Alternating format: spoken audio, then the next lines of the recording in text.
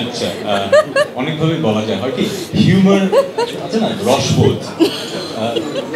আমাদের দেশের হিউমারের অ্যাকসেপ্টেন্সের ক্যাপাসিটি কিন্তু এক এক রকম। যেমন সব অনেক দেশে কিন্তু স্ট্যান্ড আপ কমেডি ব্যাপারটা খুব বড়, আমাদের দেশের ইন্ডাস্ট্রিটা বড় না, কারণ আমাদের দেশের রসবোধটা একটু ডিফারেন্ট। আমরা সব কিছুতে রসবোধটা আনতে পারি না, আবার সবার কাছে ঠিকভাবে পৌঁছানো। এই জন্য এই প্রশ্নের উত্তরটা যেভাবে দিলে আমার মজা লাগতো সেভাবে হয়তো আমি দিতে পারছি না, কারণ আমার যেটা মনে হয় যে আমরা একটু আমাদের জাতিগতভাবে একটু বেশি জাজমেন্টাল, সবকিছুতে চুলচেরা বিশ্লেষণ করি। আর আমরা যারা একটু পরিচিত হয়ে যাই, আমরা সবসময় মনে হয় একটা স্পটলাইটের নিচে জাজ হচ্ছি। এই জন্য হয়তো এই প্রশ্নের মানে যেরকম উত্তর মজা করে দিতে চাই দিতে পারছি না, বাট অনুভূতিটা খুবই অসাধারণ। একটা কোশ্চেন ছিল যে বিয়ের পর আসলে বিভিন্ন ধরনের মানে প্রশ্ন সামনে আসছে, এই বিষয়টা আপনি কি বলবেন? ওই যে বললাম, আমি একজন সাধারণ মানুষ হিসেবে আমি বিয়ে করেছি এবং আই এম ভেরি হ্যাপি, এবং সেলিব্রিটি হিসেবে কোটি মানুষের ভালোবাসা পাচ্ছি, শুভাকাঙ্ক্ষীদের উইশ পাচ্ছি, এটা নিয়ে আমি খুবই হ্যাপি।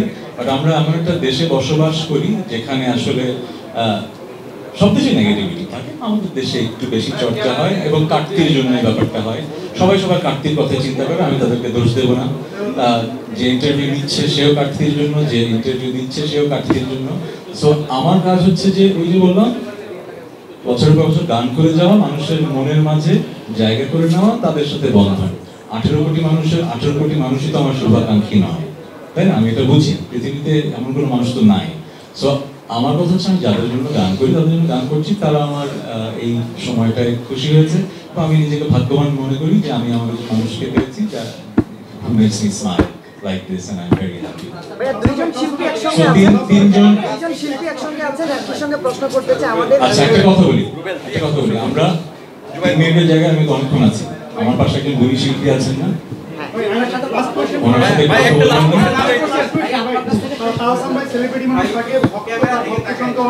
প্রচুর মেয়ে ভক্ত আছে, তার সেই জায়গা থেকে আসলে রোজা ভাবি, মানে আমাদের যে ভাবি এখন বর্তমানে, তার কোন বিষয়টা আপনাকে সব থেকে বেশি ইমপ্রেস করেছে এবং অ্যাট্রাক্ট করেছে, যার জন্য আপনি তার প্রেমে করেছেন বা ভালোবেসেছেন? যেটা হয় কি, পার্সোনাল লাইফের অনেক সুন্দর ঘটনা থাকে যেগুলো আসলে ক্যামেরার সামনে বলা রুচিশীল না। সো আমি কেন তার প্রেমে পড়েছি, কেন তাকে ভালোবাসি, সেটা আমাদের খুব পার্সোনাল ব্যাপার। সো একটা সময় হয়তো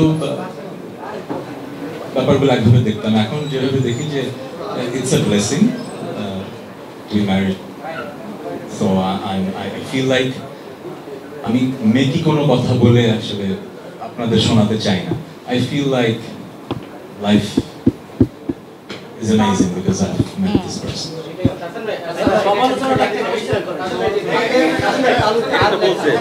মঞ্জু ভাই, আপনি কোথায়? আপনার কি আমি দেখতে পাচ্ছি না।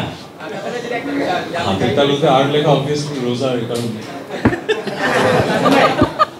একটা বিষয় আমি দেখলাম যে আপনার একটা গান আছে চাঁদের আলো, আপনার ভক্তরা যারা আছে বা বিশেষ করে মেয়ে ভক্ত যারা আছে, তারা উপরে আপনাদের দুজনের ছবিতে লিখতে অবশ্যই আসল ভাই তার আলো খুঁজে পেয়েছে।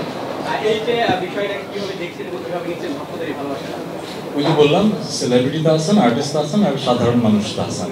আমি পুরো ব্যাপারটাই আসলে একজন সাধারণ মানুষ, সে তার জীবন সঙ্গী খুঁজে পেয়েছে, বিয়ে করেছে। এর বেশি আমি কথা বলে পুরোটা মানে এটাকে তো ন্যাশনাল ইস্যু আর বানাতে চাই না। আমার ভক্তদের জানানো দরকার ছিল, আমি বিয়ে করেছি, জানিয়েছি, এতটুকু, এর বেশি। Thank you very much.